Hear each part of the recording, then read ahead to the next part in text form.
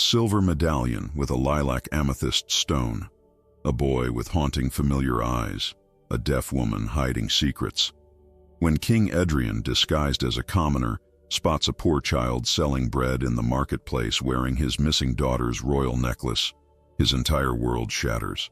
For 7 years, the princess has been gone without a trace. But this medallion was uniquely hers, bearing a secret mark only the royal family would recognize. Now, as the king desperately follows this thread connecting him to his lost daughter, he uncovers a web of heartbreaking choices, sacrificial love, and a truth so shocking it threatens everything he thought he knew about family, duty, and power. What happened to the princess who vanished without warning? How did her most precious possession end up around a peasant boy's neck? And when the king finally unravels this mystery, will he have the courage to accept what he finds? A gray morning hung over the village of Araya Baisha, a forgotten corner of the kingdom where the cobblestones were worn smooth by generations of tired feet. The marketplace had begun to stir with the usual sounds, merchants arranging their meager wares, farmers unloading carts of vegetables still covered in morning dew, and children darting between stalls in search of dropped coins or unattended fruit. Among them walked a man whose presence seemed oddly misplaced. Though dressed in simple clothes, a worn brown cloak, mud-stained boots, and a hood that partially concealed his face, there was something in his posture that betrayed nobility. This was King Edrian, ruler of 7 provinces, though none in the marketplace knew it. He had dismissed his usual guards and advisors, choosing instead to move anonymously through his kingdom to investigate rumors of corruption among his tax collectors and local officials. The king's eyes swept across the market, noting the thin faces of his subjects, the desperate haggling over pennies, the children with hollow cheeks. These were not signs of a prosperous realm, despite the taxes flowing into the royal treasury. Something was wrong here, something he intended to discover. It was then that King Edrian froze mid-step. Across the marketplace, near a rickety wooden stall, stood a small boy. The child couldn't have been more than 10 years old, with a thin frame that spoke of too many missed meals. His hands were covered in flour, and before him lay a basket of misshapen loaves of bread, each one priced at 2 copper coins, a humble sum even for the poorest of buyers. But it wasn't the boy's poverty that made the king's blood run cold. It was the necklace hanging from the child's neck, a silver medallion with a small lilac amethyst that caught the weak morning light. The king would have recognized it anywhere. It was the same necklace his daughter had worn the day she disappeared 7 years ago. The king felt his heart hammering against his ribs. That necklace had been specially crafted for Princess Elaine on her 16th birthday. It was unique, with engravings that told the story of their family line. How could it possibly be hanging around the neck of a peasant boy in this forgotten village? The boy looked up suddenly, as if sensing the king's gaze. Their eyes met across the crowded marketplace, and something strange happened. The child didn't look away in fear or deference as most commoners would when catching the eye of a stranger. Instead, his gaze held a curious familiarity, as if some part of him recognized the disguised monarch without understanding why. There was something in those eyes, their shape, their color, that struck the king with painful recognition. Edrian turned away abruptly, his mind racing. He needed to be careful. If this had anything to do with his daughter's disappearance, he couldn't afford to raise suspicions. With trembling hands, he gestured discreetly to a guard who had been following at a distance, the one concession he had made to his advisor's security concerns. "That boy," he whispered when the guard approached. "The one selling bread. Find out his name and where he lives. Do not approach him directly. Be discreet." The guard nodded and melted back into the crowd. For the remainder of the day, King Edrian went through the motions of his investigation, speaking with local merchants and observing the tax collectors at work. But his mind remained fixed on the boy and the necklace, the first trace of his daughter he had seen in 7 long years of fruitless searching. Night fell over Araya Baisha, bringing with it a fine misty rain that turned the dirt roads to mud and sent most villagers hurrying to the warmth of their homes.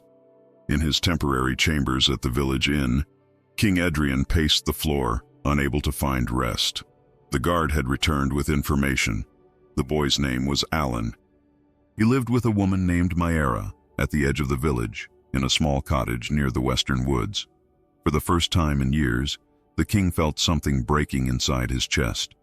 All this time, he had maintained the rigid composure expected of a monarch, never allowing himself to grieve openly for his lost daughter. The court had eventually stopped mentioning her name, and the kingdom's people spoke of the princess only in whispers. But now, alone in this humble room, with rain pattering against the window, a mixture of hope and crushing guilt consumed him entirely. What if his daughter had been alive all this time? What if she had been living among common folk, perhaps forced into hiding or, worse still, kept against her will? And what if the appearance of her necklace around a peasant boy's neck was the key to finding her at last? Unable to wait until morning, King Edrian donned his disguise once more and slipped out into the rainy night. The village was quiet now, with only the occasional lantern light visible through shuttered windows. He made his way to the western edge of Area Baisha, where humble cottages gave way to scattered dwellings on the forest's edge. There, just as the guard had described, stood a small cottage with a thatched roof and a thin wisp of smoke rising from its chimney. The king stood in the shadows of a nearby tree, rain soaking through his cloak as he watched the dwelling. The door opened, spilling warm golden light into the darkness. A woman appeared in the doorway, a peasant with kind eyes and braided hair that fell over one shoulder. Her face bore the marks of hard work and too little rest, yet there was a gentleness to her features that drew the king's attention. She looked out into the rain, then stepped aside as the boy, Alan, came running toward her from somewhere in the darkness.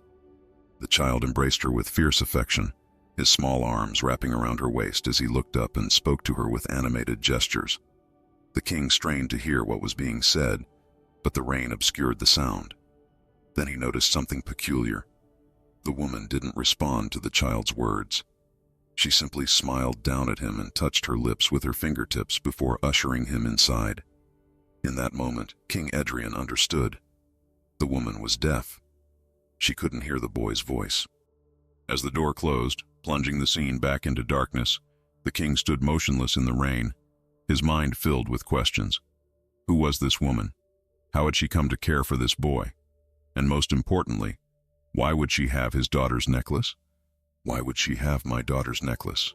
He whispered to himself, the words carried away by the rain and the night wind. For the first time in 7 years, the king felt the cold touch of both fear and hope, emotions he had long since buried beneath the weight of his crown. The king returned to his temporary quarters at dawn, his cloak still damp from the night's rain, his mind clouded with questions that allowed no rest. He sat by the window as morning light slowly crept across Area Baisha, illuminating the modest dwellings and the people beginning their daily routines. The guard he had dispatched yesterday approached with information about the woman and the boy, and King Edrian steeled himself to hear what had been discovered. "Your Majesty," the guard spoke quietly, though they were alone. "The woman is called Maera. She lost her hearing as a child after a severe fever, according to the village herbalist who remembered treating her many years ago. The boy, Alan, is known throughout the village for selling bread that Maera bakes. They appeared in Area Baisha approximately 5 years ago." "From where?" the king asked, his voice sharper than intended. The guard shifted uncomfortably. "No one knows for certain, Your Majesty. They simply arrived one day. They keep to themselves, cause no trouble. The villagers say Maera communicates through writing and gestures.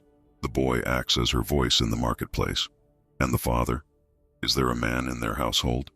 "No, Your Majesty. The woman raises the child alone." King Edrian nodded slowly, dismissing the guard with a wave of his hand. 5 years. His daughter had disappeared 7 years ago. The timing could be significant, but it provided no definitive answers. He needed more information, but he had to proceed cautiously. If word reached the court about what he was investigating, rumors would spread like wildfire throughout the kingdom. "I will handle this matter personally," he told himself, making a decision that surprised even him. No one at court is to know, not yet. For all his years on the throne, King Edrian had rarely undertaken anything without advisors, guards, and formal procedures. But this was different. This was about the daughter whose absence had hollowed out his heart, leaving only the shell of a king to rule the realm. If there was even the slightest chance that the necklace could lead him to answers about her fate, he would pursue it alone. Later that morning, King Edrian summoned one of his most trusted clerics, an aging man named Geralt, who had served the royal family for 3 generations. The king handed over a carefully wrapped package. "I need you to examine this medallion," he instructed, watching as the cleric's gnarled fingers unwrapped the cloth to reveal a silver necklace identical to the one he had seen around the boy's neck. This was the twin piece, kept locked in the royal treasury since his daughter's disappearance. "Tell me if there are any distinguishing marks that only someone intimately familiar with it would know." Geralt examined the medallion carefully, turning it over in his hands, holding it up to the light, and finally retrieving a small magnifying glass from his robes to study the surface more closely. After several minutes of careful examination, the old man looked up, his face grave. "There is indeed something, Your Majesty. Something I had forgotten until now." He turned the medallion over and pointed to the inside of the locket. "Here, barely visible to the naked eye, a small mark engraved into the silver." The king leaned forward, squinting to see what Geralt was indicating. There, etched into the metal with what must have been a fine needle or pin, was a tiny flower with 3 petals. A childish drawing, simple but unmistakable. "Princess Elaine did this herself," Geralt said softly. "I remember catching her one day in the royal gardens, scratching at the medallion with a silver pin. She said it was her secret mark, so she would always know it was hers and not a copy." King Edrian sat back, a strange mixture of emotions washing over him. This was proof. If the medallion around the boy's neck bore the same mark, it could only be his daughter's original necklace. But how had it come to be in the possession of a deaf woman and a child in a remote village? What happened in the years between his daughter's disappearance and their arrival in Araya Baisha? "Speak of this to no one," the king commanded, rewrapping the medallion. "This investigation requires absolute discretion." As twilight descended on the village, King Edrian discovered that Maera was being watched by more than just himself. From the shadow of a carpenter's workshop, he observed a young man, barely past his 20th year, lingering near her cottage, his attention fixed on the modest dwelling. The king approached silently, startling the young man who nearly dropped the basket of bread he was carrying. "Who are you?" the king demanded, keeping his voice low. "T. Thomas, sir," the young man stammered. "I'm the baker's apprentice." "And why are you watching that house?" The young man's face flushed. I was just... Maera's bread is better than anything we make at the bakery. I was hoping to learn her methods." King Edrian studied the young man's face, detecting the lie but also seeing an opportunity. "You wish to learn from her? Perhaps I could arrange an introduction. I have some interest in the woman and her boy myself." The relief on Thomas's face was immediate, followed quickly by curiosity.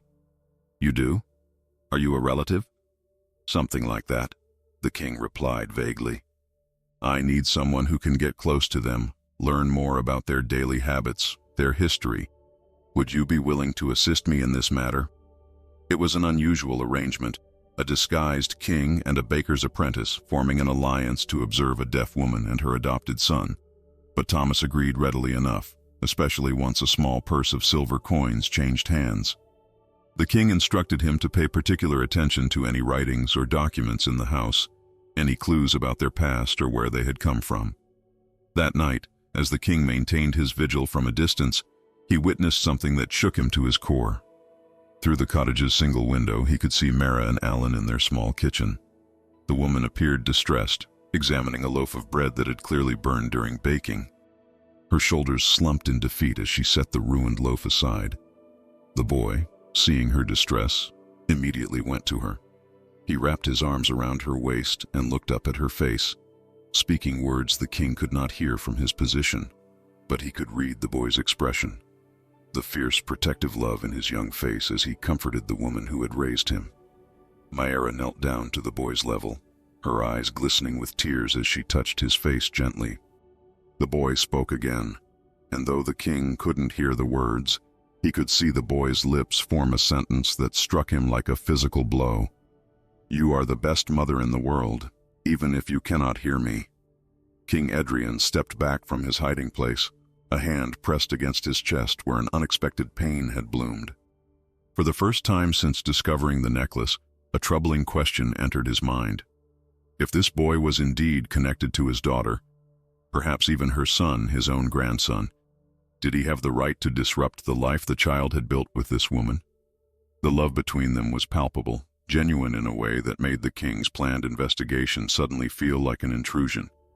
He had come seeking answers about his daughter, driven by a father's desperate need to know the truth. But now, watching the tender exchange between Maera and Alan, King Edrian faced a dilemma he had not anticipated. What if finding the truth meant destroying the happiness of a child who, by all appearances, was loved and well cared for, despite their humble circumstances? The king withdrew into the shadows, his heart heavier than when he had arrived. The medallion around the boy's neck had promised answers, but each new discovery only seemed to raise more questions, not just about his daughter's fate, but about what justice and love truly meant in a world where royal blood and common lives could intersect in ways he had never imagined possible. The royal library stood silent and dust-filled, a testament to knowledge largely forgotten by the court. King Edrian entered alone, dismissing even his personal guards at the door. He hadn't visited this place in years, not since his daughter's disappearance had turned these shelves of wisdom into painful reminders of her love for books and learning. Princess Elaine had spent countless hours here, often falling asleep among ancient scrolls and leather-bound volumes, her mind hungry for stories and knowledge that extended beyond the castle walls. Now, with trembling hands, the king lit a lantern and moved through the narrow aisles, past towering shelves that seemed to watch him with the weight of centuries. He was searching for something specific, the last traces of his daughter's correspondence, any clue she might have left behind before vanishing 7 years ago. The eastern alcove, he whispered to himself, remembering suddenly. That had been her favorite spot, a small reading nook with a window that caught the morning light. She had kept a small writing desk there, where she penned letters and composed poetry when she thought no one was watching. The alcove was exactly as she had left it, preserved like a shrine by servants too loyal or too superstitious to disturb the belongings of a missing princess. A fine layer of dust covered everything: the small desk, the abandoned quills, the dried-up inkwell. The king ran his fingers across the wooden surface, leaving tracks in the dust as his mind filled with memories of his daughter bent over this very desk, her brow furrowed in concentration. According to the official records, Princess Elaine had disappeared without a trace or explanation. Some whispered of kidnapping, others of a secret plot by neighboring kingdoms. The most painful rumors suggested the princess had fled in desperation, unable to bear the weight of royal expectation. No farewell letter had been found, no explanation offered for her sudden absence. She had simply vanished between one court function and the next, leaving behind a kingdom in shock and a father drowning in regret. King Edrian knelt beside the desk, his royal dignity forgotten as he began searching through the drawers. Empty, all of them. Whatever secrets they might have contained had been removed, either by his daughter before her disappearance or by someone else afterward. He sat back on his heels, disappointment washing over him, when his eye caught a slight irregularity in the desk's construction. One panel appeared to sit differently than the others. With careful fingers, he pressed against the wood, feeling it give slightly. A hidden compartment, the kind master craftsmen often included in furniture made for royalty. With a soft click, a small drawer slid open, revealing a space no larger than his hand. Inside lay a single key, small and ornate, tarnished with age and disuse. The king recognized it immediately. It opened the private chest in his daughter's chambers, a chest that had remained locked since her disappearance. He had ordered her rooms sealed, unable to bear the sight of her belongings abandoned and untouched. For 7 years those chambers had remained undisturbed, a silent monument to his grief. Within the hour, King Edrian stood before the door to his daughter's rooms, the small key clutched in his hand. 2 guards posted in the corridor watched with barely concealed surprise as their monarch entered a space that had been forbidden for so long. The air inside was stale, the furniture covered with white cloths that gave the impression of ghosts frozen in time. He moved through the outer chamber, past the covered dressing table and chairs, toward the bedroom where a large wooden chest sat at the foot of the bed. The key turned smoothly in the lock despite years of disuse. The chest creaked open to reveal Princess Elaine's most treasured possessions, dresses she had particularly loved, books with pages marked by pressed flowers, small trinkets collected during royal journeys. The king lifted each item with reverence, searching for anything that might connect to the medallion, the boy, or the deaf woman who had raised him. Near the bottom of the chest, beneath a folded gown of blue silk, he found a collection of old correspondence, letters from cousins in neighboring kingdoms, notes from tutors, even a few missives from suitors the princess had politely declined. Nothing seemed particularly revealing until his fingers brushed against something hidden beneath the false bottom of the chest, a common security feature in royal furnishings. Carefully lifting the wooden panel, King Edrian found a single piece of parchment, folded and yellowed with age. Unlike the other papers, this one bore no seal or formal address. It had been hidden deliberately, meant for no eyes but perhaps his own. With hands that suddenly felt old and uncertain, he unfolded the parchment. The handwriting was unmistakably his daughter's, elegant yet determined, each letter formed with the precision she applied to everything in her life. The king's vision blurred as he began to read, his daughter's voice seeming to echo in the silent chamber.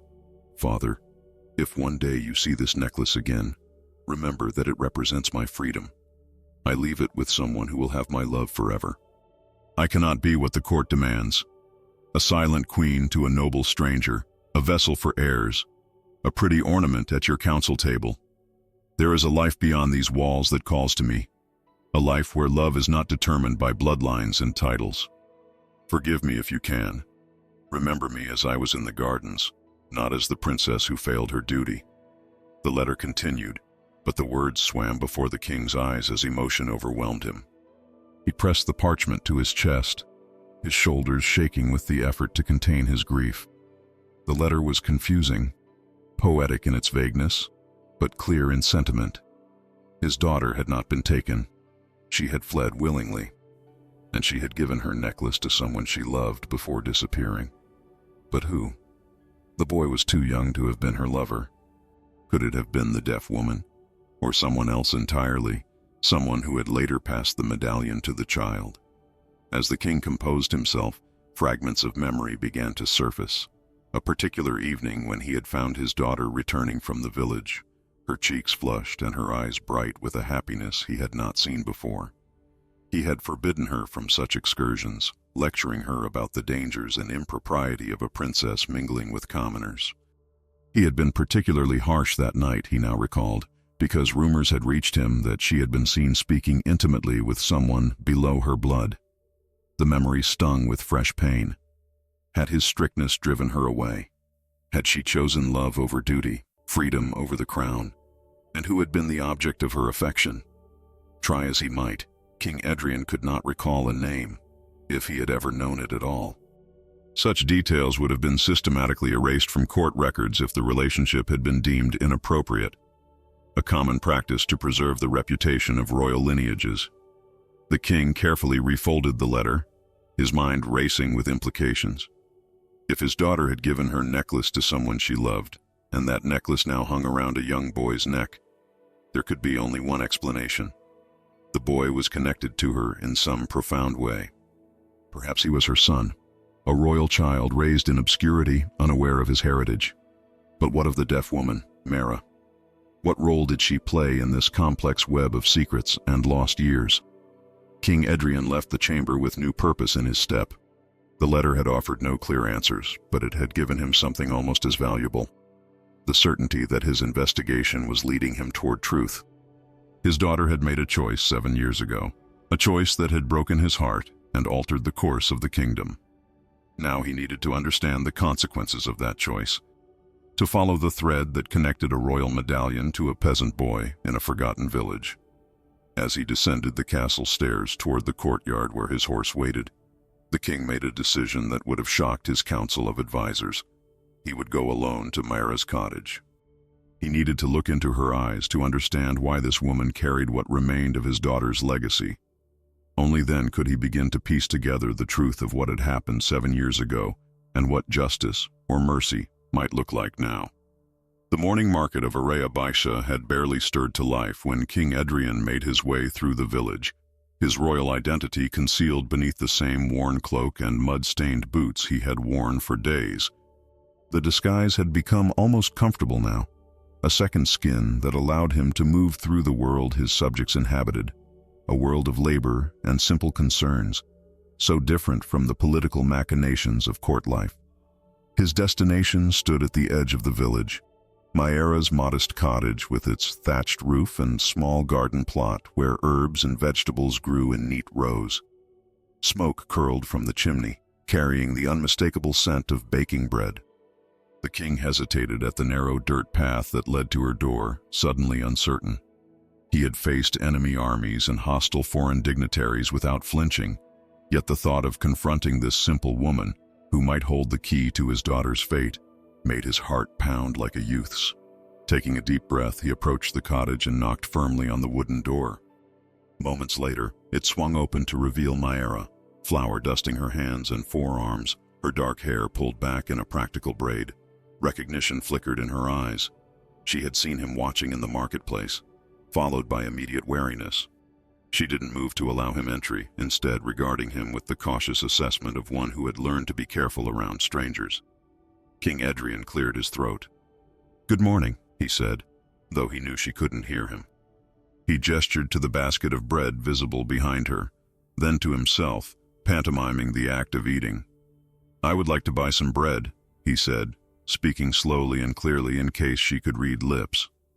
Mayara studied him for a long moment, her gaze direct and unflinching in a way few people ever looked at the king. Finally, she stepped aside, gesturing for him to enter with a slight inclination of her head. The king ducked under the low doorframe and found himself in a single room that served as kitchen, dining area, and living space all at once. Despite its simplicity, the cottage revealed careful attention to detail. The packed earth floor had been swept clean, herbs hung drying from the ceiling beams, and a small table with 3 mismatched stools occupied the center of the room. A curtain partially concealed what must be sleeping pallets in the rear of the cottage. Everything spoke of poverty managed with dignity and care. "You have a lovely home," the king said, forgetting momentarily that she couldn't hear him. He felt foolish immediately afterward, but Mayara seemed to understand his appreciative glance around the cottage. She nodded slightly, then moved to a wooden board where several loaves of bread cooled. She gestured to them questioningly. "Yes, I would like to buy one," the king confirmed, reaching for the coin purse at his belt. "The boy, your son, he sells these in the market?" At the mention of Alan, even unheard, Mayara's expression softened perceptibly. She nodded again, selecting the best-looking loaf and wrapping it in a clean cloth. As she did so, the king noticed a small writing slate hanging on the wall nearby, alongside a piece of chalk. Clearly how she communicated with those who didn't understand her gestures. King Edrian accepted the bread with thanks, deliberately overpaying with several silver coins that made Mayara's eyes widen. She shook her head, attempting to return the excess, but he closed her fingers gently around the coins. "For your kindness," he said, then pointed to himself and pantomimed drinking. "Might I trouble you for some water before I continue my journey?" The request was a transparent excuse to remain longer, but Mayara seemed to accept it. She moved to a covered bucket in the corner, using a wooden ladle to fill a cup with water.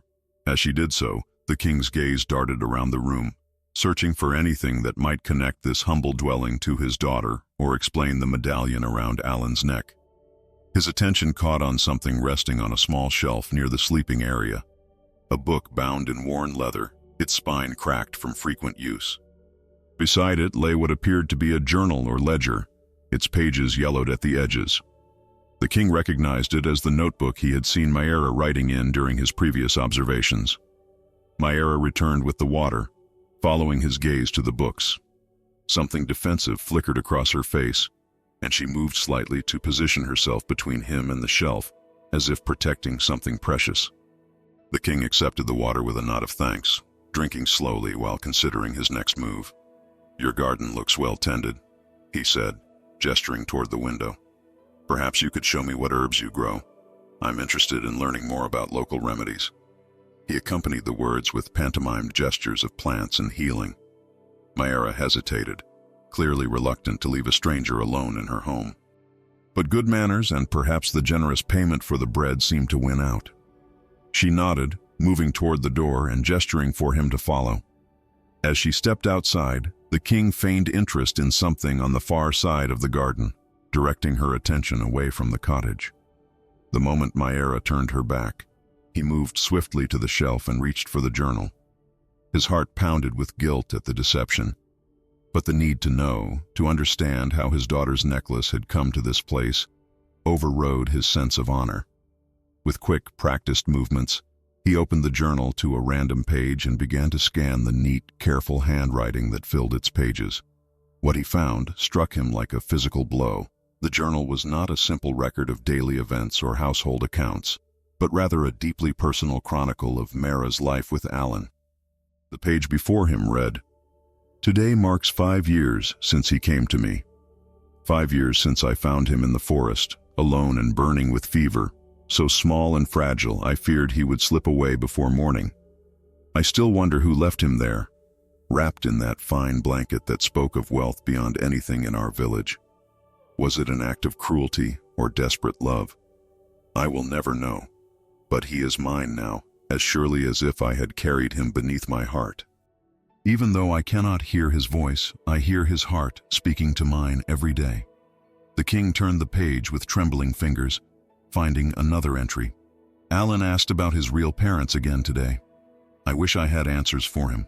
I showed him the medallion again, the only link to whoever left him in the forest. He wears it always now, though I worry someone might recognize its value and try to take it from him. Perhaps one day someone will see it and claim him, taking him back to whatever life he was born to. The thought hollows me out inside. Is it selfish to pray that day never comes?" King Edrian closed the journal, his vision blurring. The woman didn't know. She had no idea who had left the child or why. She had simply found an abandoned boy and taken him in, raising him as her own, despite her disability and poverty. The depth of love evident in those pages humbled him, making his royal concerns seem suddenly petty and distant. He barely managed to return the journal to its place and move away from the shelf before Mayra re-entered the cottage, carrying a small bundle of fresh herbs. Her eyes immediately went to the shelf, checking that everything remained as she had left it. The king felt a flush of shame heat his face, though he maintained his neutral expression. "Thank you for the bread and water," he said, gesturing to the door to indicate his departure. "I must continue on my way." As he moved to leave, the cottage door suddenly swung open, and Alan burst in, his face flushed from running, the silver medallion bouncing against his chest. The boy stopped short at the sight of the disguised king, recognition dawning in his eyes. "It's you," the boy said, his voice clear and bright in the small room. "The man from the marketplace." The king nodded, struck again by how familiar the child's features seemed. The shape of his eyes, the set of his jaw. Were these his daughter's features blended with someone else's, or was he merely seeing what he desperately wanted to find? Alan smiled, seemingly untroubled by the stranger's presence in their home. "Sir, my mother made honey bread today. It's what she makes when she's happy." The simple statement, delivered with such innocent pride, pierced the king's heart more effectively than any sword could have done. He managed to smile in return, though he felt it might crack his face with the effort. Without another word, he stepped past the boy and out into the morning light, the weight of what he had discovered pressing down upon him like a physical burden. As he walked away from the cottage, the king whispered words meant for no one but himself. "Was it I who destroyed my daughter's happiness, out of pride?" The question hung in the air, unanswered but damning. For all his power and authority, King Edrian suddenly felt like the poorest man in his kingdom, a man who might have driven away his only daughter and never known the grandson who now lived in ignorance of his heritage, loved by a woman who could not hear but who understood the language of the heart better than any noble in his court. The throne room stood empty save for the king himself, seated not upon the ornate royal chair, but on the steps leading up to it, his posture a reflection of his inner turmoil. The vast chamber, designed to intimidate with its soaring ceilings and imposing stonework, felt hollow now, a monument to power that suddenly seemed meaningless in the face of the simple love he had witnessed between Mayra and the boy. King Edrian had returned to the castle under the cover of darkness, his mind heavy with the revelations from Maera's journal. He had summoned no council, called for no advisors. Instead, he had ordered the guards to leave him alone with his thoughts, an unusual command that had raised eyebrows, but gone unquestioned.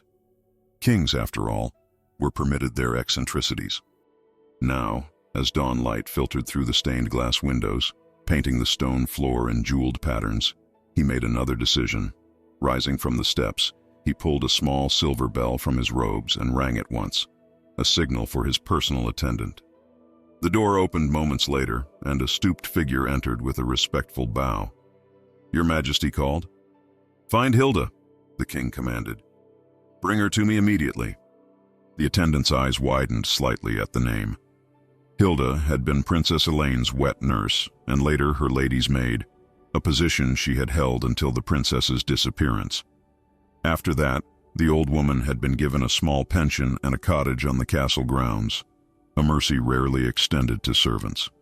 She had not been summoned to the king's presence in 7 years.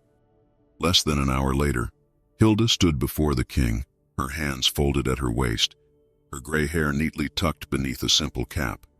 She had once been plump and rosy-cheeked, but grief had whittled her down to sharp angles and pale skin. Still, her eyes remained clear and direct as she curtsied to her monarch. "You wish to see me, Your Majesty?" King Edrian studied her face, searching for signs of deception or hidden knowledge. This woman had been closer to his daughter than perhaps anyone, including himself. If anyone knew Elaine's secrets, it would be Hilda. "I have a matter of grave importance to discuss," he said. "It concerns my daughter." Hilda's expression remained carefully neutral, though something flickered in her eyes at the mention of the princess. "I am at Your Majesty's service, as always." The king hesitated, then decided on a direct approach. "Come with me," he commanded, rising from the throne. "There is someone I need you to see." He led the old nurse through the castle's side entrance and into the royal gardens, where a secluded alcove offered privacy from prying eyes and curious ears. A small bench sat beneath a flowering apple tree, and the king gestured for Hilda to be seated, an unusual courtesy that clearly surprised her. "Wait here," he instructed. "Observe without being observed." Leaving the confused nurse in the alcove, the king moved to the garden's edge and signaled to a guard who had been waiting for this moment. The guard disappeared briefly, returning with a small figure in tow, Alan, looking bewildered but curious at being brought to the castle gardens. The guard had been instructed to bring the boy on the pretense of a special delivery of royal bread flour, a gift for his mother's exceptional baking. From her hidden position, Hilda could see the child clearly as he stood gazing around the garden in wonder, the silver medallion catching the morning light as it hung from his neck. The king watched her face intently, noting the exact moment recognition dawned, her hand flying to her mouth, her eyes widening in shock. "That nose, those eyes," she whispered, her voice trembling. "He is the very image of her." The king said nothing, allowing the full weight of the revelation to sink in. Hilda turned to him, tears streaming down her lined face. "Is he?" "I believe so," the king replied quietly, "though I have no proof beyond the medallion he wears, Princess Elaine's medallion, and the striking resemblance you have just confirmed." Hilda's gaze returned to the boy, who was now bending to examine a particularly vibrant flower, his small face alight with curiosity, the same expression the princess had worn countless times in this very garden. "What will you do?" she asked, her voice barely audible. "First, I must know more," the king said. "I need you to investigate discreetly. Search the records of births in the surrounding villages for the past 10 years. Look for any entry that might have been tampered with or removed. My daughter was gone for months before we declared her officially missing. Plenty of time to bear a child in secret." Hilda nodded slowly, her mind clearly racing with implications. "And the boy's mother? What of her?" "She is not his birth mother," the king explained. "She is a deaf woman named Maera who found him abandoned in the forest when he was very young. She has raised him as her own, not knowing his true heritage, or so her journal suggests." The old nurse's eyes narrowed at this information. "The forest, you say? Near which convent or settlement?" The king frowned. "I don't know. Why do you ask?" Hilda rose from the bench, suddenly animated with purpose. Because, Your Majesty, when a high-born woman needed to give birth in secret, there were traditional places they would go. Convents mainly, where the sisters were sworn to discretion. If the child was found near such a place, the king's heart quickened at the possibility. Investigate immediately. Begin with the Convent of the Sacred Rose. It lies nearest to the forest bordering Araya Baisha. As Alan was escorted back to the village with a sack of fine flour and a silver coin for his trouble, Hilda departed on her mission, her old legs carrying her with surprising speed. King Edrian returned to his chambers, both dreading and hoping for what she might discover. 3 days passed, days in which the king found himself unable to focus on matters of state, his mind constantly returning to the boy with his daughter's medallion. On the 4th morning, Hilda returned, her face grave, but her eyes alight with discovery. "Your Majesty," she said without preamble when they were alone, "I found something at the convent." From the folds of her cloak, she withdrew a small cloth bundle and placed it in the king's hands. Carefully unwrapping it, he found himself staring at a delicate handkerchief embroidered with a distinct pattern, a 3-petaled rose, the exact design that had been secretly etched inside Princess Elaine's medallion. "Where did you get this?" he demanded, his fingers tracing the embroidery. Sister Agnes remembered it clearly, Hilda explained. She said a woman came to them 9 years ago, heavily with child. She gave birth to a son but fell gravely ill afterward. When she recovered enough to travel, she left the infant with the sisters, wrapped in fine swaddling with this handkerchief tucked beside him. She instructed them to place the child near the forest path where travelers would find him. "Did this woman give her name?" the king asked, his voice hoarse with emotion. Hilda shook her head. She refused to identify herself, but Sister Agnes said she carried herself like nobility despite her plain clothes. And she wore a medallion, a silver pendant with a purple stone, which she removed and placed around the infant's neck before leaving him. The king closed his eyes, the pieces finally aligning. "And the forest path where the child was left? It's the same one that leads to Araya Baisha?" "Yes, Your Majesty. The exact spot where, according to village gossip, Mara found a fever-stricken child 5 years ago.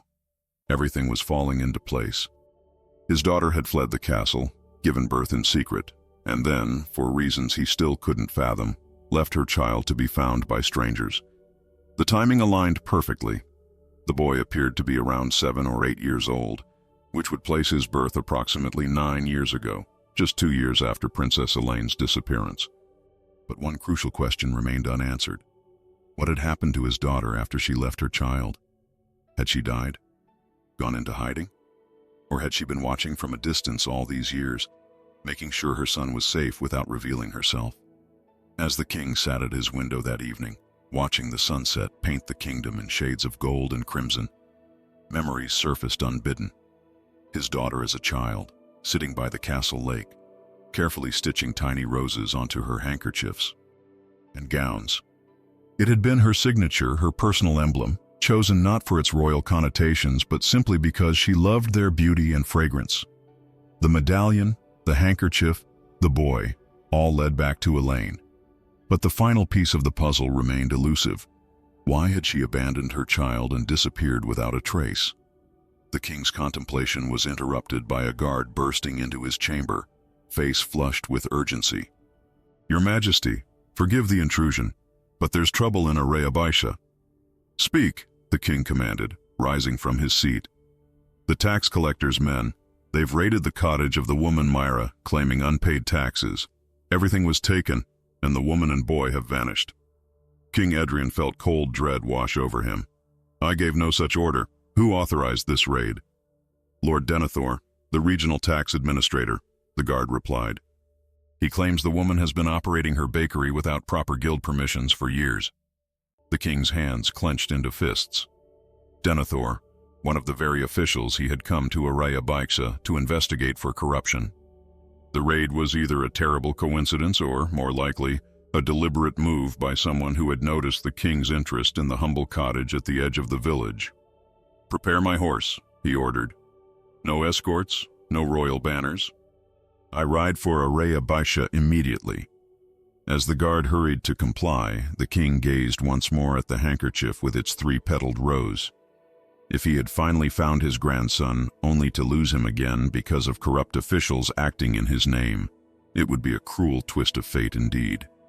But more than that, he realized with some surprise, he feared for Mara, the deaf woman who had raised his grandson with more love and care than all the royal nursemaids could have provided. "Hold on," he whispered to the empty room. "I'm coming." The road to Araya Baisha stretched before King Edrian like a wound across the landscape, muddy and rutted from recent rains. He rode hard through the night, his royal finery exchanged for simple traveling clothes, his crown left behind in favor of a worn leather cap that shadowed his face. The horse beneath him, not his usual magnificent white stallion, but a sturdy brown gelding from the castle stables, seemed to sense his urgency, maintaining a punishing pace without complaint. Dawn was breaking as he crested the final hill overlooking the village, painting the thatched roofs in pale gold light. From this distance, Araya Baisha appeared peaceful, showing no signs of the disturbance reported the previous evening. The king pressed on, his heart pounding with a mixture of anger and fear he had not felt since the early days of his daughter's disappearance. The cottage at the edge of the forest stood silent and empty, its door hanging askew on broken hinges. Inside, the scene confirmed his worst fears. Upended furniture, scattered belongings, the hearth cold and dark.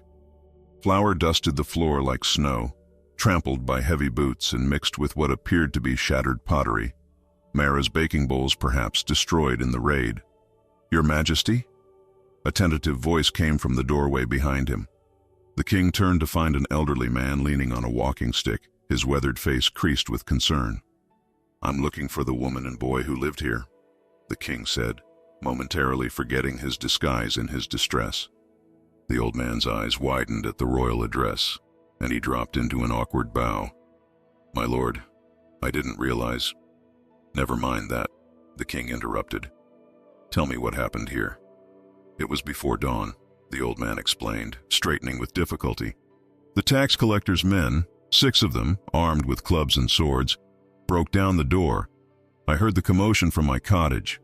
He gestured vaguely toward a small dwelling visible through the trees. "By the time I reached my door, I saw Mayara and the boy fleeing into the forest. The soldiers were too busy ransacking the place to notice them escape." Relief flooded through the king. "Which way did they go?" The old man pointed toward a narrow path that disappeared into the dense forest. "That way, toward the old pilgrim road. But my lord, the forest is vast, and if they left no trail, I'll find them," the king said with more confidence than he felt. He turned back to survey the destroyed cottage once more, his gaze catching on something half hidden beneath an overturned stool, a corner of leather binding. Kneeling, he retrieved Mara's journal, miraculously spared from the destruction that had claimed most of her possessions. "Those men," the old man said hesitantly, "they claimed to act in the king's name, collecting unpaid taxes and guild fees. But we all knew Mara had paid what little she owed. This was theft, plain and simple." "It was," the king agreed grimly, tucking the journal into his belt. "And it was not done in my name, whatever they claimed. When I find those responsible—" He left the threat unspoken, but his expression must have conveyed his fury clearly enough, for the old man took a step back. "Will you help me search for them?" the king asked, softening his tone. "I need to find them before nightfall." Word spread quickly through Araya Baisha. Within the hour, a small search party had formed. Farmers, craftsmen, even children who knew the forest paths from their berry-picking expeditions. The king announced a substantial reward for information leading to Mayara and Alan's whereabouts, though he was careful not to reveal his personal stake in the matter. To the villagers, he was simply a noble lord seeking to right a wrong committed against 2 of their own. As the searchers dispersed into the forest, calling Alan's name, for what use was it to call for a woman who could not hear, King Edrian took a moment alone with Mayara's journal. He opened it to the most recent entry, written the day before the raid. "Alan asked me today why we never leave Araya Baisha, why we don't travel to the larger towns or the capital as some villagers do. How could I explain that I fear what lies beyond our small world? That I fear someone might recognize the medallion he wears and take him from me? Perhaps our time here has been borrowed all along, but what we have lived has been real. And if this is the end, he will have known love." The words cut through the king's heart with surgical precision. Mayara had always known, on some level, that the boy was not truly hers to keep, that the medallion around his neck connected him to another life, another world that might one day reclaim him. Yet she had raised him with a love that asked nothing in return, expecting that someday she might lose him. "I will not take him from you," the king whispered to the absent woman. "That is not why I search for you now." The search continued throughout the day, with riders dispatched to check the neighboring villages and the roads leading to larger towns. The king ordered the village gates watched, though he knew it was likely too late for such measures. Mayara and Alan had nearly half a day's head start, and if they had truly fled into the forest, they could be miles away by now. As evening approached with no sign of the missing pair, King Edrian found himself standing alone at the edge of the forest, watching as the search parties returned one by one, heads bowed in failure. He dismissed them with thanks and promises that the search would resume at first light, though privately he feared what a night alone in the forest might mean for a woman and child with few provisions and the threat of wild animals. In the growing darkness, he made a decision that surprised even himself. He would not return to the castle, would not summon royal guards or hunting parties. This search was personal, not for a king seeking his heir, but for a father hoping to right the wrongs that had driven his daughter away, and, perhaps, to know his grandson, not as a prince, but simply as a boy. He spent the night in Araya Baicha's small inn, sleep eluding him as his mind filled with images of Mayara and Alan huddled somewhere in the vast forest, cold and afraid. By first light, he was on horseback again, this time riding alone along the pilgrim road that cut through the heart of the forest, his eyes scanning constantly for any sign of their passage. It was midday when he encountered a traveling merchant heading toward Araya Baicha, his cart laden with fabrics and spices from the coastal regions. The king hailed him, asking if he had seen a woman and boy on the road. "Indeed, my lord," the merchant replied, stroking his beard thoughtfully. "A strange pair they were. The woman responded not to my greetings, and the boy answered for her. They carried little, a sack of bread and what looked like a book. They asked the way to the mountain sanctuary." "The mountain sanctuary?"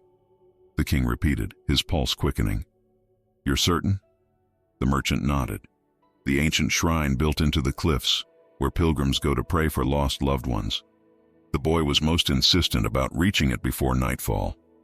The mountain sanctuary. Of all places, why would Mayara flee there?" The king thanked the merchant and spurred his horse forward, memories flooding back with each hoofbeat. The sanctuary had been a favorite retreat of Princess Elaine in her youth, a place of peace and reflection far from the demands of court life. He had taken her there himself when she was a child, showing her the ancient stone altar and the natural spring that bubbled up from the mountain's heart. Had the boy somehow known of this connection? Or was it mere coincidence that led them to a place so intimately tied to his mother's past? As the forest gave way to steeper terrain, the king was forced to dismount and lead his horse along increasingly narrow paths. The mountain rose before him, its upper reaches shrouded in mist that turned the pine trees into ghostly sentinels. The sanctuary itself was barely visible, a stone structure built into the mountainside, accessible only by a winding path that had been maintained by generations of pilgrims seeking solace or miracles.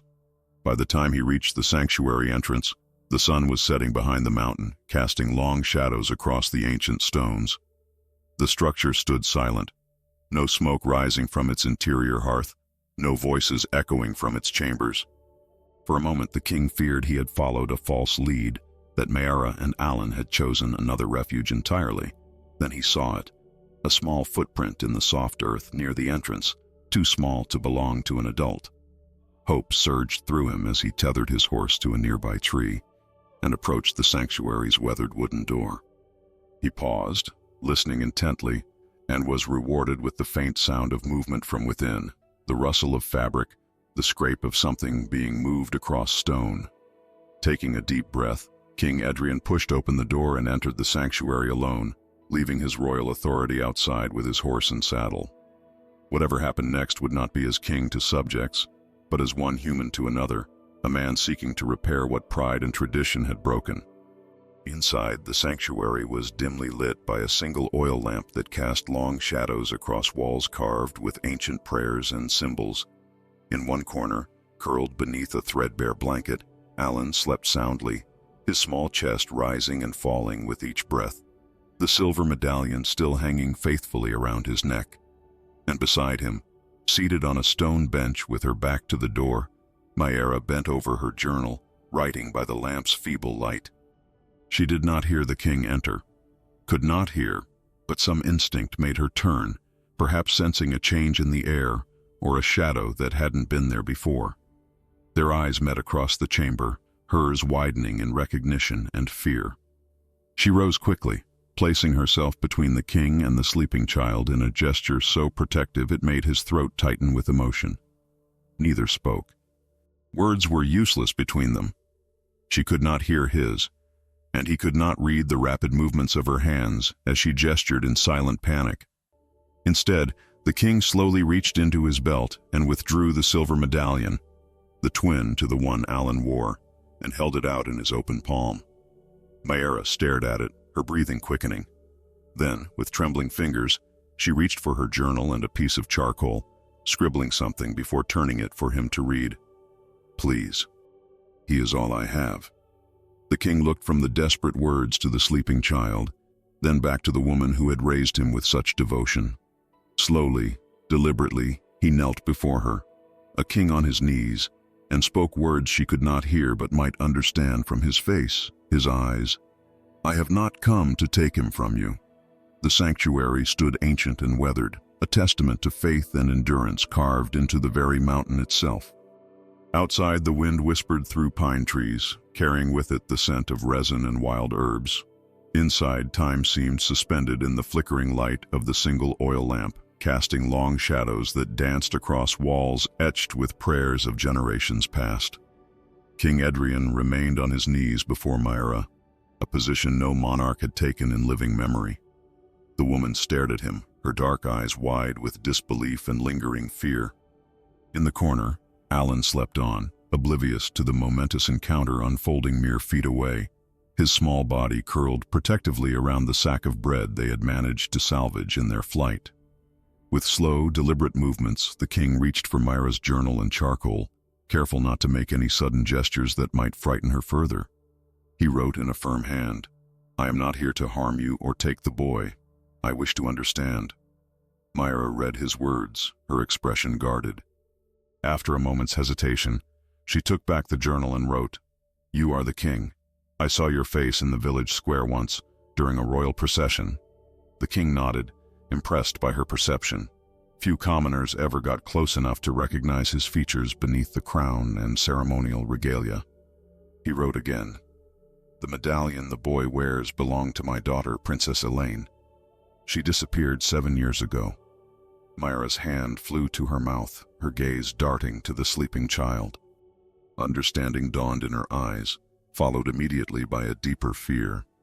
Her hands trembled as she wrote, "He is your blood." The king nodded slowly. "I believe he is my grandson." Tears welled in Mayra's eyes, spilling silently down her cheeks. She shook her head vehemently, then wrote with such force that the charcoal nearly tore through the paper, "He is mine, not by blood, but by soul." The raw emotion in those words struck the king with unexpected force. This woman, this deaf, commoner woman with nothing to her name but a talent for baking and a heart capable of immeasurable love, was challenging a king's claim to his own blood. In another lifetime, in another man, such defiance would have met with swift and terrible punishment. But King Edrian was no longer that man. The journey that had begun with a glimpse of a silver medallion in a marketplace had transformed him in ways he was only beginning to understand. He thought of his daughter's letter, of the journal entries describing Mayra's devotion, of the boy's words, "You are the best mother in the world, even if you cannot hear me." He took the charcoal again and wrote words that surprised even himself. "Then so be it, for who raises with love is more king than any crown." Mayra read his response, confusion replacing fear in her expression. Clearly she had expected a fight, demands, threats, perhaps even force. The king's acceptance left her wary, as though suspecting some trick or trap in his apparent surrender. The king continued writing, "I do not seek to take him from you. I seek only to know him, and to understand what happened to my daughter." At the mention of Princess Elaine, something shifted in Mara's demeanor. She glanced again at Alan, then at the medallion still resting in the king's palm. After a long moment, she took the journal back and wrote, "I found him in the forest 5 years ago. He was alone, burning with fever, clutching that medallion. I never knew who left him there." The king nodded, having already pieced together this much from her journal and the information gathered from the convent. He wrote, "My daughter gave birth at the convent of the Sacred Rose. She left the child to be found, but why she never returned." He let the sentence trail off, the old pain of not knowing his daughter's fate still sharp after all these years. Myra's eyes softened with unexpected sympathy for the king's loss. She reached out hesitantly, her fingers brushing his sleeve in a gesture of shared grief, before quickly withdrawing her hand as though remembering her place. The sound of movement from the corner interrupted their silent exchange. Alan was stirring, rubbing sleep from his eyes as he sat up on his makeshift bed. He blinked at the sight of the king kneeling before his mother, confusion giving way to recognition. "You found us," the boy said simply, his voice echoing in the stone chamber. The king turned to face him, struck anew by the familiar features reflected in the child's face. His daughter's eyes, the same determined set of the jaw that had marked generations of his family line. "Yes," he replied softly. "I was worried about you both." Alan moved to Mara's side, taking her hand protectively. She smiled down at him, touching his cheek in a gesture so tender it made the king's chest ache with both admiration and envy. This was what love looked like without the constraints of royal protocol and duty. Simple, direct, unfettered by anything but the heart's natural inclinations. The boy looked from Myra to the king, his young face serious beyond his years. "Are you going to help us? The bad men took everything from our house." "Yes," the king said without hesitation. "I will make things right. Those men acted without my permission, and they will answer for what they've done." As he spoke, a slight movement in the shadows behind Alan caught the king's attention. He tensed, hand moving instinctively to where his sword would normally hang, before realizing he had left it with his horse. But there was no threat, only a figure emerging slowly from behind one of the sanctuary's stone columns. An elderly woman stepped into the lamp's glow, her movements careful and measured, her gray hair falling in a simple braid over one shoulder. She wore a plain woolen dress, faded and patched in places, with a shawl pulled tight against the mountain's chill. Nothing about her appearance suggested royalty or importance. She could have been any aging peasant seeking shelter for the night. But King Edrian knew her instantly, would have known her in the darkest night, in the most crowded marketplace at the farthest corner of the world. His body seemed to forget how to stand, how to breathe, how to exist in a world where this moment was possible. "Elaine," he whispered, the name a prayer on his lips. The woman's face, lined now with age and hardship that should never have touched a princess, softened at the sound of her name and her father's voice. She stepped forward into the full light, revealing eyes still bright with intelligence in a face that had once been the jewel of the royal court. "Father," she said simply, the word carrying years of absence and unspoken emotion. The king tried to rise, but his legs trembled beneath him, refusing to cooperate. His daughter, his lost, mourned, beloved daughter, moved toward him instead, each step seeming to require great effort, as though she carried an invisible burden. She had not died. She had not fled to distant lands or been kidnapped by enemies of the crown. She had been here all along, somewhere in his kingdom, watching from a distance as the son she had given up was raised by another woman. The realization was too enormous to comprehend fully, too laden with implications and questions to process in this moment of raw recognition. Myra looked between them, understanding dawning in her expression even without hearing the words exchanged. She reached for her journal and wrote something quickly, showing it to Alan. The boy's eyes widened as he read, then darted to the elderly woman with new awareness. "She is your mother?" he asked the king, pointing to Princess Elaine with a mixture of confusion and wonder. Yes, the king managed to say past the tightness in his throat. She is my daughter, the princess who once owned your medallion. Alan's hand moved unconsciously to the silver pendant at his neck, touching it with newfound reverence. Then you are... He trailed off, the concept seemingly too large for his young mind to articulate. I am your grandfather, the king confirmed, the words both strange and right on his tongue. He extended his hand toward the boy, not demanding or commanding, but offering, a gesture between equals, between family. After a moment's hesitation, Alan took it, his small fingers disappearing into the king's weathered palm. The simple touch broke something open inside King Edrian, a dam of emotion held in check through decades of royal restraint. Tears spilled freely down his face, carving paths through the dust of the road, the pretense of kingly dignity forgotten in the sanctuary's hushed interior. Princess Elaine moved closer, kneeling beside her father with difficulty, her once graceful movements now stiff with age or illness. I never thought to see this day, she said softly. I never thought you would find him, or that if you did, you would come alone without guards or demands. The king looked at his daughter, drinking in the sight of her as a man dying of thirst might gaze upon water. I am not the same man who drove you away, he said. That king died a little each day you were gone. Mayra watched their reunion in silence, her face a complex tapestry of emotions, relief, fear, confusion, and beneath it all, a deep sadness that spoke of anticipated loss. She reached for her journal again, writing with trembling fingers before turning it for all to see. He cannot go with you. He is my son. The sanctuary fell silent, the weight of her declaration hanging in the air between them. Princess Elaine was the first to respond, reaching out to take Mayra's hands in her own, not as royalty to commoner, but as one mother to another. Yes, she said, though Mayra could not hear her words. He is your son in all the ways that truly matter. Dawn broke over the mountain sanctuary, pale light filtering through narrow windows cut into ancient stone. Inside, 4 people sat in a circle illuminated by the dying embers of a small fire, a king without his crown, a princess long thought lost, a deaf woman who had raised a royal child as her own, and a boy who stood at the center of their intersecting lives. The night had passed in a silent vigil, each adult too overwhelmed by the enormity of their shared truth to find proper rest.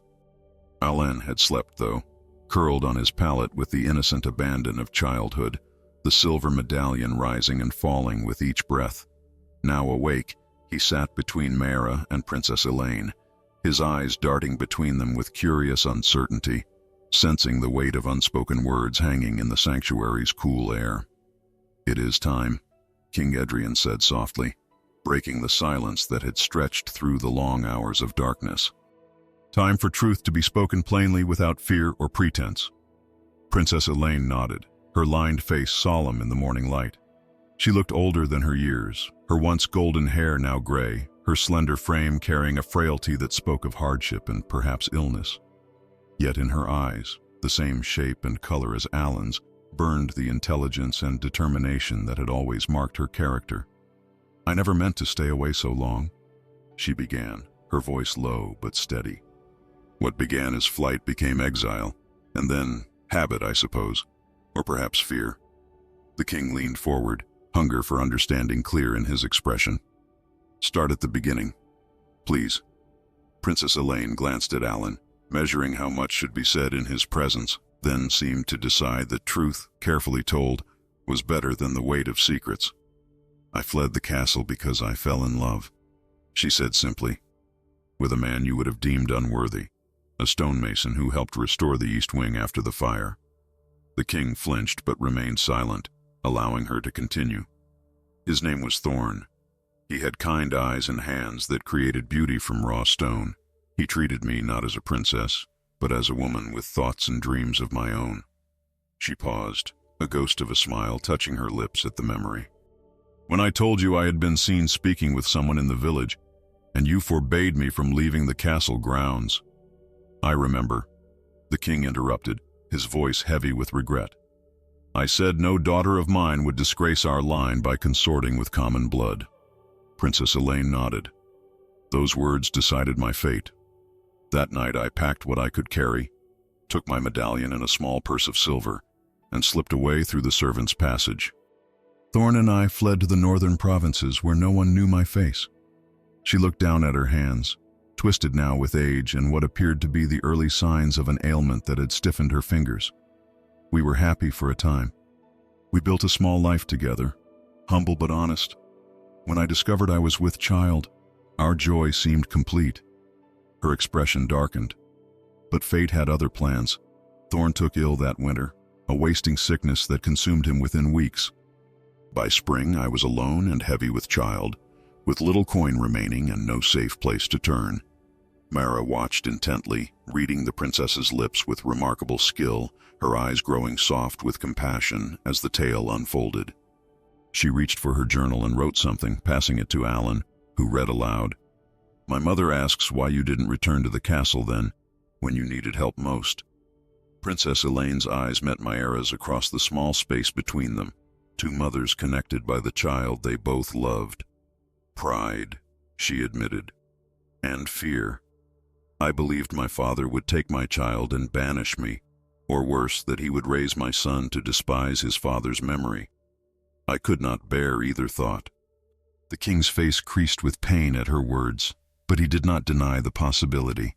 The man he had been then might well have done exactly as she feared. "I made my way to the convent of the Sacred Rose," Princess Elaine continued. "The sisters there ask no questions and keep all secrets. I gave birth to Alan as summer began, but the birth was difficult. Fever took hold of me afterward, and for many weeks I hovered between life and death." She turned to Alan, her eyes soft with love and regret.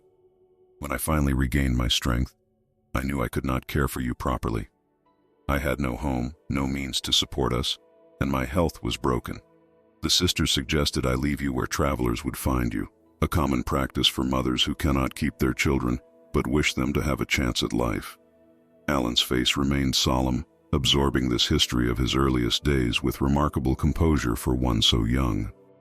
"You left the necklace with me," he said, touching the medallion at his throat. "Yes," Princess Elaine whispered. "It was all I had of value, both in coin and sentiment. I thought perhaps someday it might lead you back to your heritage, if that was the path you chose. I wrapped you in the finest blanket the sisters could provide, tucked my medallion around your neck, and left you near the forest path with prayers for your safety." The princess's composure faltered for the first time, her voice breaking. "It was the hardest thing I have ever done. I watched from hiding until Mara found you.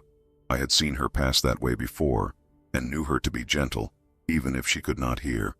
When she lifted you with such care, checking for harm before bundling you close against the evening chill, I felt both heartbreak and hope."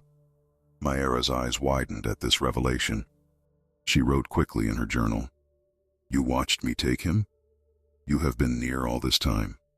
Princess Elaine nodded. "I followed at a distance as you carried him to your cottage. I saw how tenderly you cared for him through that first night, how you cooled his fever and whispered prayers with your hands. And in the days that followed, I watched from the forest edge as you created a home for him." She paused, struggling visibly with emotion. "I told myself I would stay only until I knew he was truly safe, truly loved. But days became weeks, weeks became months, and I could not bear to leave. I took work as a laundress in neighboring villages, moving frequently so no one would recognize me, but always circling back to glimpse my son from afar." "Why did you never approach us?" Alan asked, his young voice cutting through the emotional tension. "Why didn't you tell us who you were?"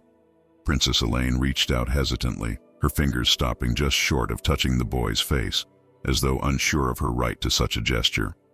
"At first it was shame and fear that kept me hidden. Later, when I saw how Maera loved you, how completely you had become her son, I could not bear to disrupt the life you had built together. What right had I to reclaim what I had given away?" Tears slid silently down Maera's cheeks as she understood. She took Princess Elaine's hovering hand and pressed it gently to Alan's cheek, giving permission, acknowledging connection. The boy remained still under the touch, his eyes moving between the two women with dawning comprehension. King Edrian watched this silent exchange, his own vision blurred with unshed tears.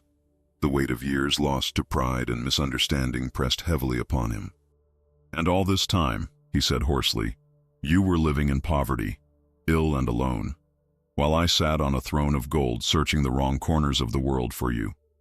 "Not entirely alone," Princess Elaine said, a faint smile touching her lips. "The sisters at the convent gave me shelter when my health failed, and I had the comfort of knowing my son was loved beyond measure." She turned to Mayra. "I watched you teach him to bake, to read, to move through the world with kindness. You gave him everything I could not."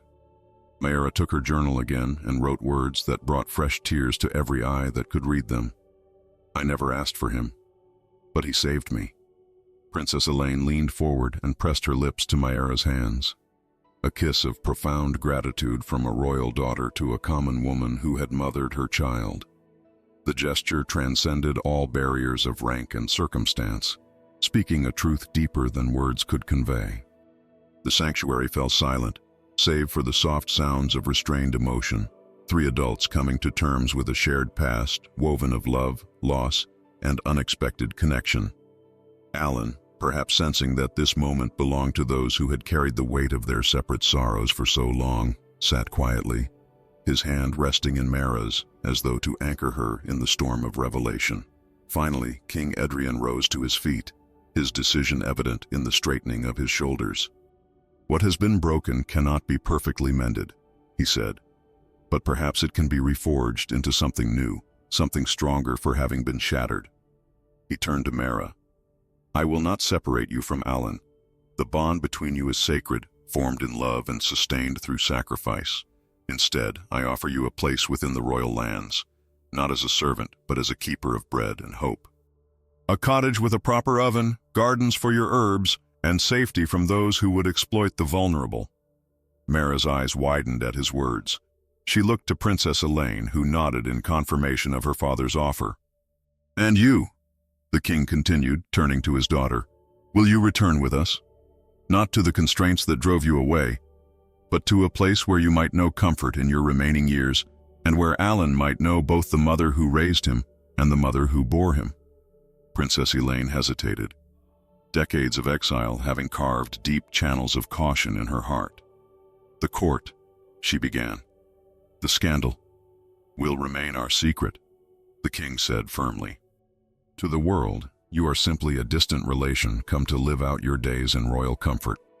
Alan will be known as Mayra's son, under our protection for services rendered to the crown."